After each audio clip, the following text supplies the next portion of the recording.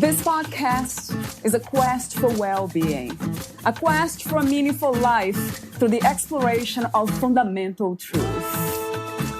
Enlightening ideas, insights on physical, mental, and spiritual health. The inspiration is love. The aspiration is to awaken new ways of thinking that can lead us to a new way of being well. Welcome to Body, Mind, and Soul Healing Conversations.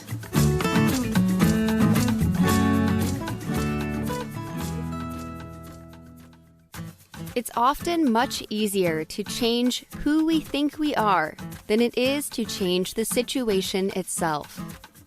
Valeria Teles interviews Peter Alessandria, the author of Be Bigger Than You Think You Are, Overcoming Our Self-Imposed Limits to Have the Life We Want. Born and raised in the New York City area, Peter attended college and law school in upstate New York. After law school, he moved to Los Angeles to pursue a career as an entertainment attorney. Today, he is an author, speaker, and teacher, as well as an award-winning, internationally published fine art, portrait, and commercial photographer. Working as an attorney in the entertainment industry sparked Peter's own creative interests, and in early 2000, while still practicing law, he began experimenting with digital video production. He eventually took up filmmaking as a hobby and wrote, produced, and directed 6 short films. Everything was great until the end of 2008. That was the year the global financial crisis hit, and within a matter of months, Peter lost his law practice. Despite his best efforts, he was unable to revive it and soon came to a crossroads. What was he going to do with the rest of his life? After much deliberation, Peter decided to follow his heart and pursue his passion for photography full-time. So in 2009, he moved back to the East Coast and launched his photography business. Unfortunately, things didn't go so well at first. For almost 3 years, Peter struggled to get his new business going.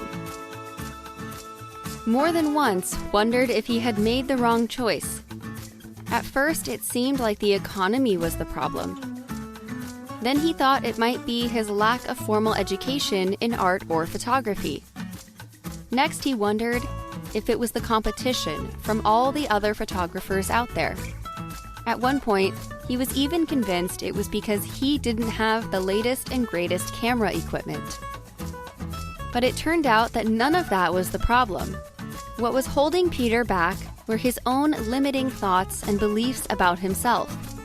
He had a very negative self-image when it came to being a creative person, and it was his own fear and self-doubt that were stopping him from moving forward. Peter fought hard for many months to overcome these obstacles. Using various techniques, he was eventually able to shift his self-image and break through into a more empowered way of living. This is what his latest book is all about. The results speak for themselves. Peter went from someone who never won an award for anything in his entire life to someone who has won more than 70 awards for his photography. He went from a person who was terrified to show his work publicly to someone who has had dozens of shows and exhibitions and whose images have been published online and in newspapers and magazines around the world. And he went from someone who never dreamt it was possible to sell even one of his photos to a working artist who licenses images for commercial use and who has sold prints to collectors as far away as Australia. In addition to being a freelance photographer, Peter is also an official photographer for Fireworks by Grucci, one of the oldest and most well-respected fireworks performance companies in the world. For the past 4 years, he has traveled the globe photographing their pyrotechnics performances, including 2 trips to Dubai, the Maldives, and various locations around North America. He is also listed as an official participant on 2 of the company's Guinness World Records. How cool is that? As an artist, Peter sells framed, signed, limited edition fine art prints of all his photos, and also has 2 photography books: New York Cityscapes, 2018 Amherst Media, which is a collaboration with 6 other top New York City photographers, as well as his own NYC photo book, New York City Nights, Book 1, 2017. Both are available on his website and Amazon. Perhaps most astonishing is that Peter achieved all this without any formal training in art or photography. He is completely self-taught. Yet it wasn't until he overcame his own limiting thoughts and beliefs about himself that he was able to accomplish all these things. As he now knows, all the talent in the world won't help someone who doesn't believe in themselves. Today, Peter coaches, speaks, and lectures on topics from Be Bigger Than You Think You Are. He offers classes and weekly online workshops designed to help individuals and companies elevate their life and business to the next level. His passion for inspiring others has taken him as far as Colombia, South America, where he addressed more than 1,000 college students on the importance of pursuing our goals and dreams in life. He has given similar talks at Fordham University and to the Princeton Photography Club. Meet Peter at BeBiggerToday.com. Here is the interview with Peter Alessandria.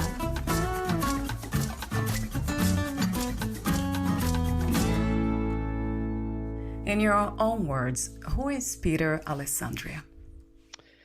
Well, Valeria, thank you so much for inviting me. And I had a feeling you were going to ask this question. So let me start by telling you who I'm not.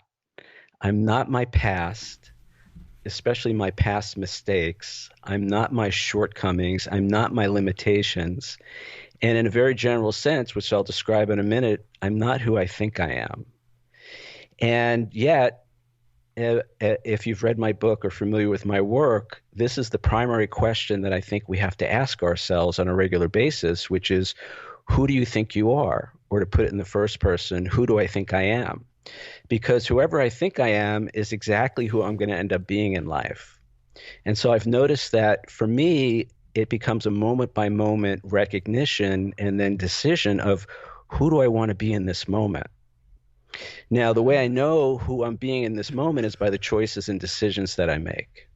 And so what I try to do and what I try to help my readers and the people who study my work is to begin in each moment to consciously and deliberately choose that, make a decision, and that decision is based on who we want to be in this moment. And so I can tell you, for me, in this moment, I want to be open, I want to be helpful, I want to be of service, I want to be an expression of peace, an expression of self-love, I want to be helpful, and I want to be conscious and aware and learn as much as I can from this discussion. So basically you're saying that we are changing, that the idea of who we are, if we are open, will always change and embrace what's happening now. Is that close? Am I understanding what you're trying to say? Yeah, I think so. For me, it's born out of the recognition that I'm choosing in every moment and I'm deciding in every moment. And the only decision I can really make is who I am. I can't choose for you who you are. And as I talk about in my book, we have power over 4 things in life. The 4 things that I have power over are my thoughts, feelings, words, and actions.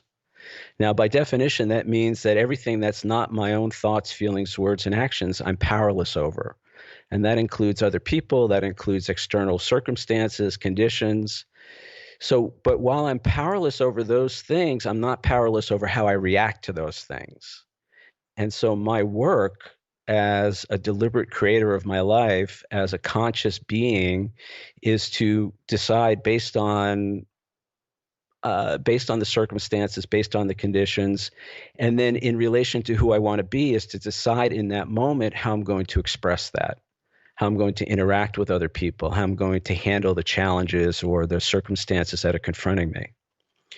I talk a lot about, second chapter of my book, I talk about taking responsibility. And again, I'm responsible for my thoughts, feelings, words, and actions. I equate responsibility with owning my actions and reactions. And then in chapter 3 of my book, I talk about true power and true happiness. And I define power as the ability to choose, the ability to consciously choose and or change my thoughts, feelings, words, and actions.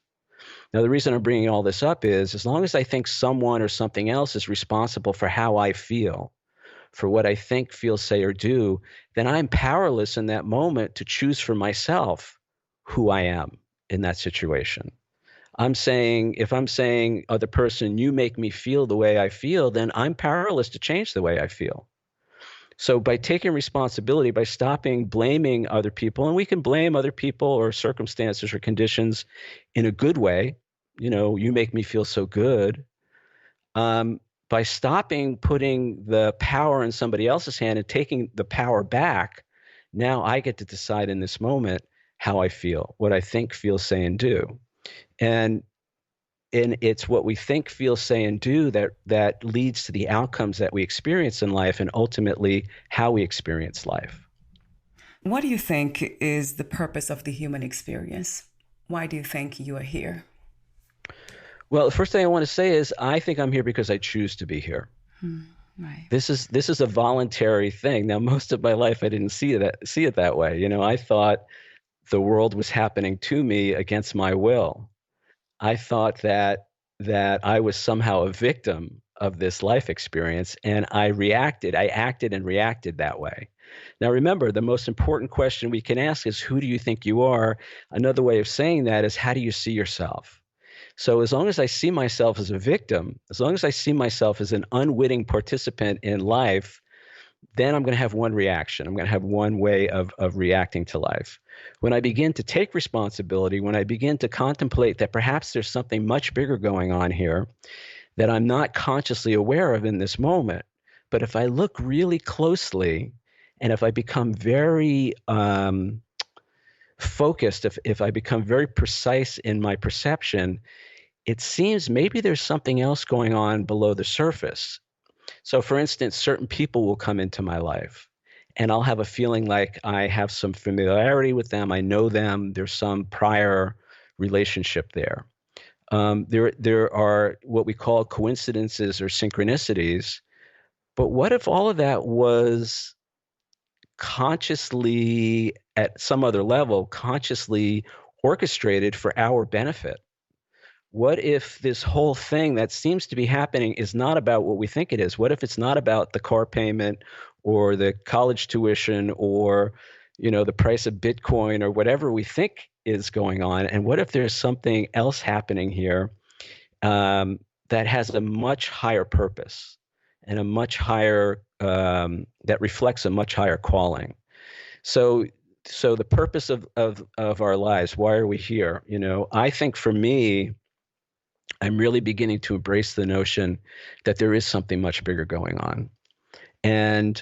But there is this amnesia, there's this purposeful forgetting of our true self, of our true nature, of who we really are.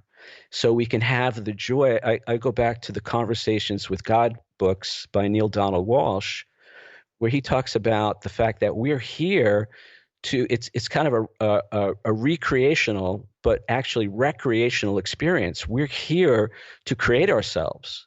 We're here to know and experience ourselves as who we really are. But the only way we can do that is to first forget who we really are. Because if we knew who we really were, the game would be over.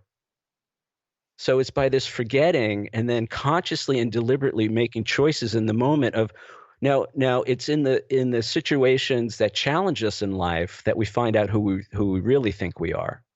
So when I'm challenged by a family member, or I'm challenged because somebody cuts me off on the highway, or I'm challenged in those moments, that's when I get to find out who I really think I am, how I really see myself. And that's when I can begin to consciously and deliberately, if I feel the way I'm responding is not serving me or it's not who I want to be, then I can begin to use my true power. Again, I define true power as the ability to consciously choose and or change our thoughts, feelings, words, and actions. When I use my true power to change how I'm responding, how I'm being in that moment, I'm creating my life. And then I'm fulfilling my purpose here. So, in a way, forgetting is also part of the game. We don't need to blame ourselves or judge ourselves for forgetting, right? Yeah, and as I said, the game would be over if we knew if I knew I was God, which is where I think all this is going, and if we all knew that, then there would be nothing to create, there would be nothing to experience. Again, I go back to the Conversations with God books, and in those books, Neil Donald Walsh says, in the absence of that which is not, that which is not. So we need this duality. We need the experience of both love and fear, the experience of pain and joy. It's the duality that allows us to have a contextual field in which to create our lives by making choices and decisions that either move us closer to one or the other. Right. So true. What do you think freedom is, Peter? What is to be free? There's so many good definitions of freedom. For me, first of all, I would say freedom is an integral part of love. My understanding of love, when I really love somebody, including myself, I grant them total freedom. Now, for the ego, that's really tough because the ego doesn't want to grant total freedom. The ego wants to control, manipulate, cajole, and all of that. So, but if I love somebody, including myself, and I grant them total freedom, then I have to be willing to live with the consequences of that, because they may not be acting in a way that I want them to act. They may not be who I want them to be in that moment. That's why I define unconditional love as being willing to love myself or another when I least like who I'm being, or when I least like who they're being. It's this notion that my heart is big enough to accept the worst of you, or what I judge to be the worst of you, and not make you wrong for that, not attack you for that, not persecute you for that. This is a very high standard because the ego feels threatened. My ego feels threatened by somebody else who's not acting in accordance with the way I think they're supposed to be acting. They're not living in the way that I deem appropriate or whatever. So this is, again, who do I think I am? Do I think I'm a body? Do I think I'm an ego? Do I think that this life experience is all there is, and that I have to get as much as I can from as quickly as I can to guarantee my own survival, and that means I'm justified in doing whatever I have to do to survive, even at somebody else's expense? Or do I think that there's something much bigger going on? And do I see myself as a spirit? Do I see myself as a spiritual being? Do I see myself as greater than the conditions that seem to be oppressing me in this moment? And there are so many people in the world who have played that out at a very high level. Everybody from Martin Luther King Jr. to Mahatma Gandhi to, people who live as if they're not human beings, who live as if they are something greater. And I think ultimately there's no right or wrong in this, by the way. Whatever choice I'm making in this moment, I think God's love is big enough to accept all of me, including in the moments when I'm not being who I really want to be, when I'm being, when I'm acting from my ego, when I am being unloving or unkind to myself or others. When you say think, so that is coming from thoughts. I'm wondering if there is another source of getting to that deep acceptance and understanding of who we are. Would you say intuition or some other form of connection to that truth? Well, I would say, so I'm a student of A Course in Miracles. Yeah. I know you had John Mundy on your podcast recently. It was great to hear him.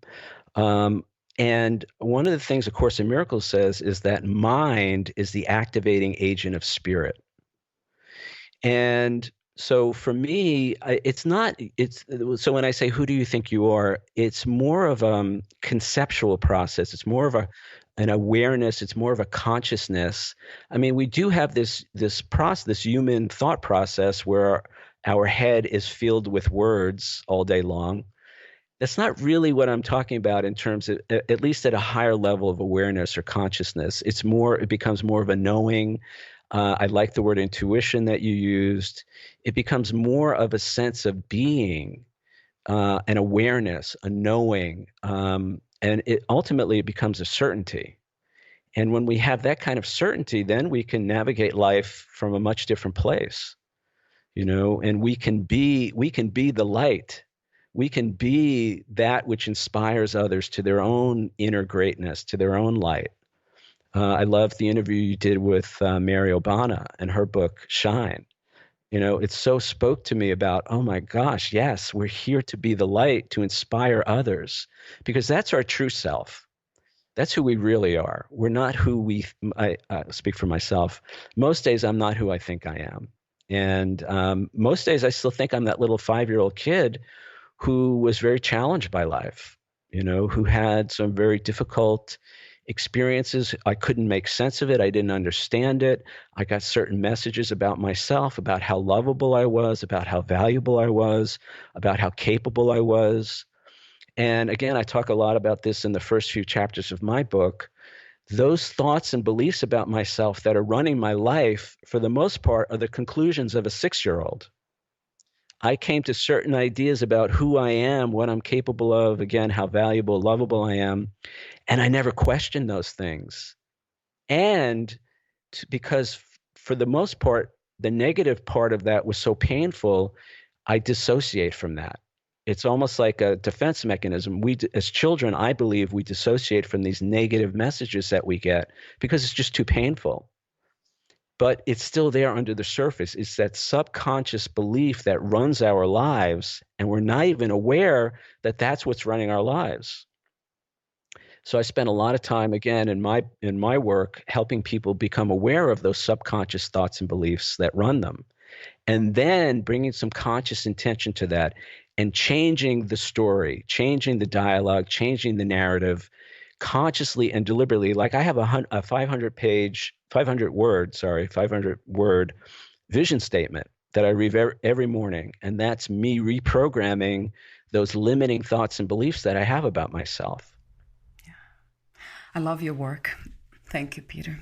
It's a wonderful message that we all need to hear and also to be reminded. That's interesting how the remembering is really important.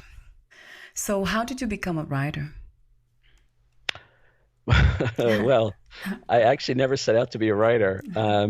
I mean, my story very, very quickly is I went to school. I grew up in the New York City area. I went to school in upstate New York. I went to college. Then I went to law school and business school. And after law school and business school, I bought a one-way plane ticket to California. I moved to Los Angeles because I had a goal of becoming an entertainment attorney. And didn't know anybody out there. I just moved my life out there, found a job, actually quite a good job with a good firm. But I had to educate myself. I didn't know entertainment law, so I had to educate myself. And once I did that, I went and started working in the film business, film and TV business for different production companies. And it was during those jobs that I began to be exposed to the creative process. I didn't know anything about filmmaking. I didn't know anything about, even music. I mean, I was completely unaware of that world, but it became very fascinating for me. I became very interested in the creative process. Eventually, I became an amateur filmmaker, and I wrote, produced, and directed 6 short films. And then in 2002, I picked up a digital still camera for the first time, and I fell in love with photography. And photography became my passion. And then in 2008, during the global financial crisis, I actually lost my law business. I went from having actually a very nice life as an entertainment lawyer in Hollywood to having nothing in terms of a business. And I tried what I could do to resurrect that, and just wasn't happening. So I finally came to a crossroads, and I said, what am I going to do with the rest of my life? And I kept coming back to photography. And I have never taken photography class. I've never taken an art class. I mean, I was law, business, economics. But I decided I was going to, I had read a book that you may be familiar with. It says, do what you love and the money will follow. And I thought, well, if there's ever a time I'm going to do this, it's now. And so I decided to become a professional photographer. I moved back to the East Coast at that time. And for the next 3 years, I was stuck. I was completely stuck. And at first I thought it was the economy because the economy was still bad. And then I thought, well, it must be the fact that I don't have an education in art or photography. And then I thought, well, no, it's not that. It must be all the competition from all the other photographers out there. And I thought, no. Oh, and at one point I was even convinced it was because I didn't have the latest and greatest camera equipment. But it turns out none of that was the problem. The problem was what was going on inside my own head. And it turned out that I had a very negative self-image when it came to being a creative person. And I was filled with fear. I was filled with anxiety. I was filled with this fear of criticism and rejection. Now, again, this is in the subconscious. So I'm not consciously aware that this is what's running my life. But for almost 3 years, I told everybody that I wanted to be a professional photographer, but I wasn't really doing anything to move my career forward. And I had all these excuses, I had all these reasons why it wasn't happening. But again, it was inside. So when I finally came to that realization, I said, well, first of all, I was running out of money. I had some money saved from when I was a lawyer, and I was running out of money. And I realized, I got to do something if I want to get my business, this photography business going. So I started to look at this question of who do you think you are? This is the problem. I have a very negative self-image, and that's what's holding me back. How can I begin to change that? And so I set out on a journey that actually started more than 30 years ago to begin to consciously and deliberately change who I am in the world and change how I interact with the world. And so the short answer is I went from somebody who never won an award for anything in my life to someone who has won more than 70 awards for my photography. I went from someone who was convinced, who never imagined it was possible to have one of my photos published online or in a newspaper or magazine, to someone whose photos have been seen by millions of people around the world, published in newspapers, magazines, online, the whole thing. So by transforming who I thought I was, I had a different experience of life.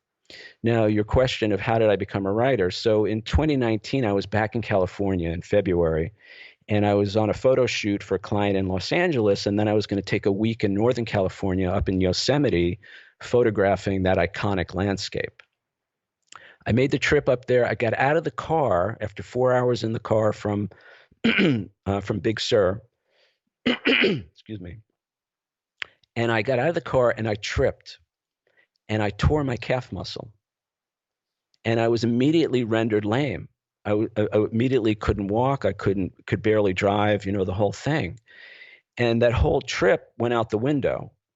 But instead, in that moment, now I had been thinking in the back of my mind about writing a book about my experience of transforming myself from somebody who never won an award for anything to somebody who's won more than 70 awards for their photography. I kind of had in the back of my mind to write a book to help people. And what happened was when I tripped and I tore my calf muscle, in the first 5 seconds, it was the most painful thing of my life, but a very clear thought came into my head. And that thought was, now you can write your book. Now, I swear, Valeria, at that moment, the book was the last thing on my mind. But in that moment, I knew exactly what I had to do. And that night, when I finally made it to my hotel room, I started writing this book. And I worked on it every day for almost 9 months. And now I've been working on the second edition and the audiobook for almost another 9 months. The pandemic has given me the time that I need to go back and refine a lot of this stuff and really put out the book that I want to put out, as well as completing the audiobook. So that's how I became a writer. I feel like this is my way to be of service to the world. This is my way to give back. This is my way to inspire other people, because there have been so many people that have inspired me in my life, and so this is my way of giving back. Yeah, thank you. We appreciate that. Your photography is incredibly beautiful. I love the, I think you called the Spring 2017. That is amazing. The still life, anything related to nature, I'm drawn to. So it's just amazing. And I have a question for you about that. What do you love most about photography? Or what is that about photography that connects us to, or connects you to the deeper sense of who you are? I think for me, it's an expression. It's a way to express myself. Yeah. It's a way to create beauty. It's a way to touch other people. I mean, I love, love, love when other people have a positive reaction to my work. Not because so much, I mean, for a long time it was because I felt validated, but now I feel like, this is somebody, I'm bringing something positive into somebody's life. Art is a way to express and share beauty. And it's something in a world where, in a world where some of the messages are not life affirming, they're not about beauty, they're not about uplifting other people. I think it's one small way that I can make a contribution. And I love how humble you are. A small way. It's a wonderful way. And your book, too, it's very clear. I absolutely love your clarity.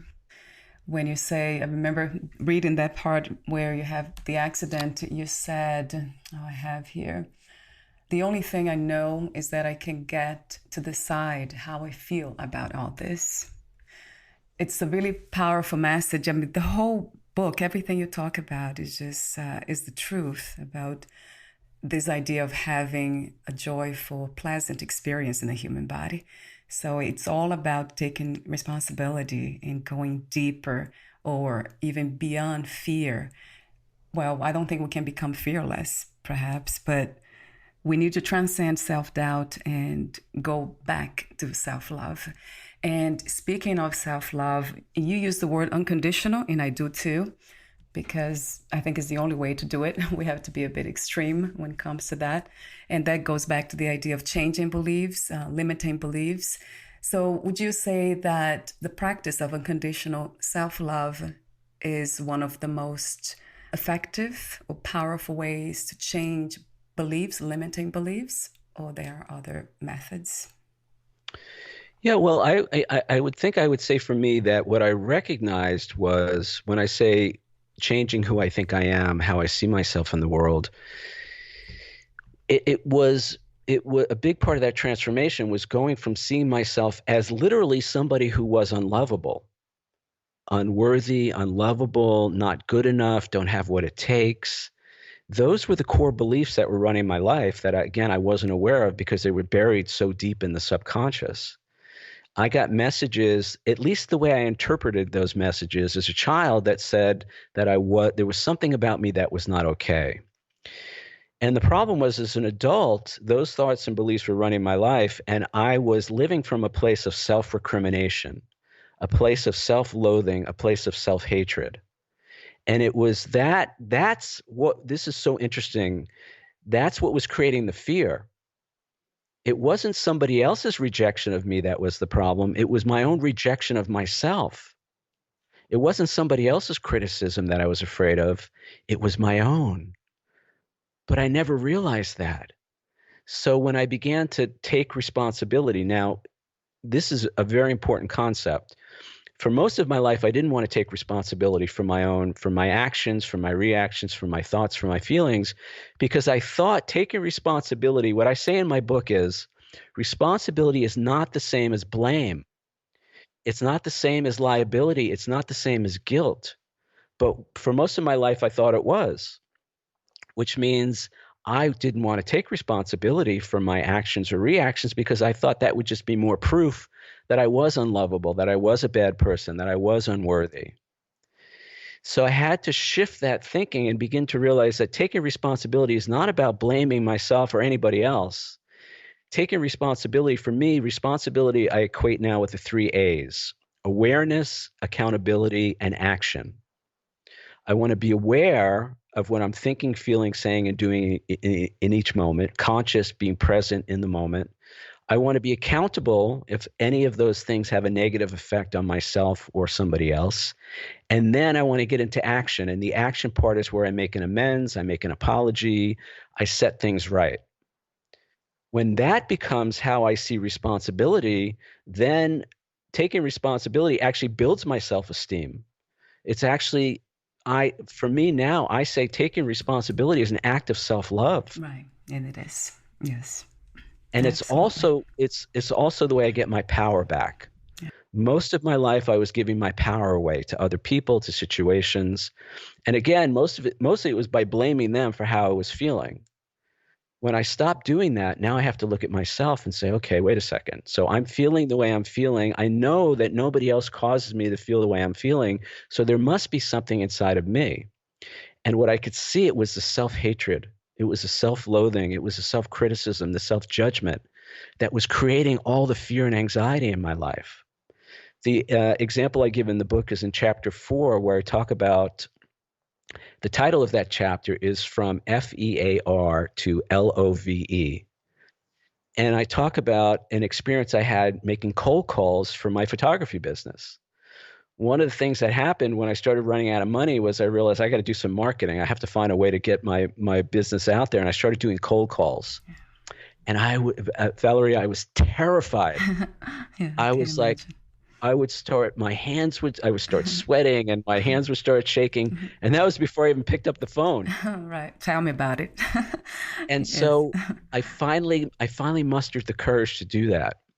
And it was awful. It was awful, but it wasn't because of the other people. Eventually what happened was somebody said yes. And I was shocked. I was like, oh my God, they actually want to hire me as a photographer?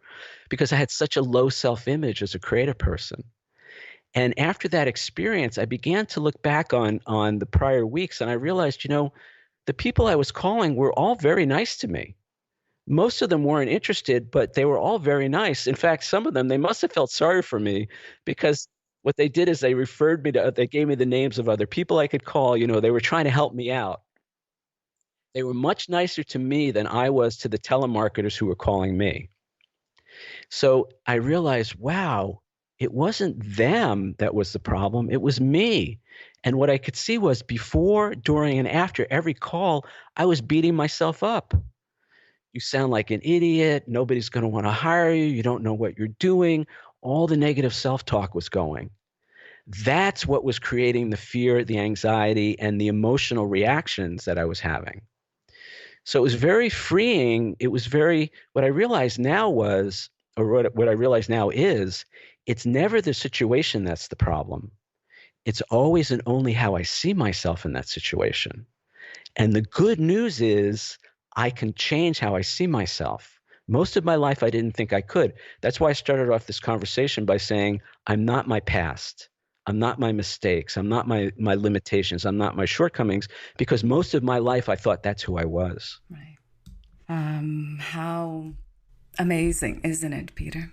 This experience. Well, it is it is when I see myself in a way that can appreciate this. But Right. most True. of my life, I didn't see it that way. Most of my life, I said, "You got to be kidding me! Yeah. Yeah. Why is this happening to me? Why, God, why are you doing this to me?" But it's part of life, isn't it? It goes back to that unconditional word, unconditional love, unconditional acceptance, just being here unconditionally. We have to dance first. There's no way we can get to anything, really, because everything that exists is part of the duality. It's the two. So that's from spirituality that I speak from, which gives this big picture of life in the whole play. I think there's nothing more spiritual than self-love. I agree. And that's been my biggest challenge. Yeah, I agree. To love myself when I least like who I'm being. To become, I say, a big part of my success as a photographer was moving from being my own worst enemy to my own best friend, and having to consciously and deliberately reprogram all the negative messages that I thought were the truth about me, and to begin to question that and say, is that really true? Is it really true that I don't have talent as a creative person? Is it really true that I'm not good enough to have my photos published in a newspaper or magazine? Is it really true? And it's by questioning that and then saying, well, if that's not really who I am, then who am I? And realizing I get to decide that in each moment. I get to choose that in each moment and use my true power to do that. Then my life changes. Yes, self-love, it is. I would say it's the most profound, if not the only, really true practice, spiritual practice. Yeah. So thank you for saying that too. We're almost at the end. I have a few more questions for you. But before that, would you like to add anything or read a passage in your book? Would I like to add anything? Well, I'll just say about my next book. I'm working on my next book, and it's going to be taking all this to the next level. And it really is going to be about the spiritual side of life and my own journey with that and my own understandings of that. And again, the original title for this book, right now the book is called Be Bigger Than You Think You Are, Overcoming Our Self-Imposed Limits to Have the Life We Want. The original title is now chapter 1, the title of chapter 1, which is Who Do You Think You Are, which I've been talking about. I think the title for my next book is going to be Who Do You Think God Is? Wow. And it's the understanding that if who I think I am informs everything that I experience in my life, then who I think God is going to inform my experience of God, my experience of something greater, my experience of spirituality. I'm not sure about the title, but that's kind of what I'm thinking right now. I love that. And this came out of the coronavirus, being quarantined and locked down and everything that happened starting back in March. I really began I began to go in earnestness to someplace inside myself for my answers. I went in earnestness to connect with that higher self, the higher consciousness, the greater awareness, to try and make sense of what was going on. Because watching the news or just even going on Facebook, it was also overwhelming and it was also negative. And I believe, as I said earlier, I believe there's something much bigger going on. But I need help to see the big picture. And so I have been working on my spiritual practice, and I've been working on connecting with my higher self, my greater self, and going there for my answers. And it's a challenge. I have to be honest with you. The Course in Miracles says you cannot behold the world and know God. The idea is that it's mutually exclusive. And then the Course also says heaven is chosen consciously. It means I have to consciously choose something other than what's going on in my life right now. I have to choose God. I have to want God more than Facebook or YouTube or whatever it is that's occupying my physical experience at that moment. We have to make that choice, that decision. And there's a whole reason why that's so. I don't have time to get into any of that, but so what I'm thinking now is, who do you think you are now? Who do you think God is? What do you think is really going on? What is the bigger picture? So 2 more questions, the ending questions. If you knew you would die soon, meaning losing the body, would you make any change in your life or do anything in a different way? No. Oh, I love that answer. Quick too. No, and because everything, if I come from a place of higher appreciation, consciousness, everything in my life has happened for a reason. And it's all for my highest good. Now, I may not appreciate that. And as I said, most of my life, I didn't appreciate that. But now I'm beginning to understand that the plan is perfect, Valeria. Nothing is happening that's not exactly perfect for each of us in this moment. And so having an appreciation of that, then, there's nothing I would do differently. Nothing. Yeah. And it's not because it was all so great, and it's not because I got it all figured out. It's because I appreciate now that I wouldn't be who I am today. I wouldn't be who and what I am today without all of that. If you are where you are, it's because you're open. Something in you was open to it. But it was also perfect. It was also perfect to not be open to the lessons and to be angry about my life. Yeah, right. That all fits part of the plan. Absolutely. Yeah. And then I can make a decision. Is that who I want to be? Do I want to continue to be angry at whoever or whatever for my life, or do I want to take my power back and then create my life? And knowing that, now I'm responsible. If things don't work out, it's on me. It's not, I can't blame my mother anymore. I can't blame the government. I can't blame my neighbors. I can't blame whoever. Thank you so much for your wisdom, sharing the wisdom in you, your beautiful work, your powerful messages, your presence. Thank you for everything, Peter. Thank you. Where can we find more information about you, your books, products, services, and future projects? So the best place to start is at bebiggertoday.com. So BEBIGGER today, all one word, bebiggertoday.com. You'll find out more information about my book. I do offer a free online Zoom workshop every Wednesday night from 8 p.m. Eastern to about 9:30. We just did one last night. All those workshops are recorded, so you can see. I've been doing them for about 6 months now, and I'm basically taking my participants through my book. My book is Be Bigger Than You Think You Are. And by the way, that book is set up as a workbook. So at the end of each chapter, there are questions. And I take some of that as well as some new material. I take that into the workshops on Wednesday night. If you want to see my photography, I have a photography website. It's peteralessandriaphotography.com. It's all one word. Or you could just Google my name, Peter Alessandria, Alessandria, and everything should come up from there. Wonderful. I'll have those links too posted on your podcast profile. Thank you so much again, and we'll talk soon. Thank you. This has been wonderful. I so appreciate you reaching out to me and giving me this great opportunity. Thank you. Thank you, Peter. Bye for now. Okay. Bye. Thank you for listening.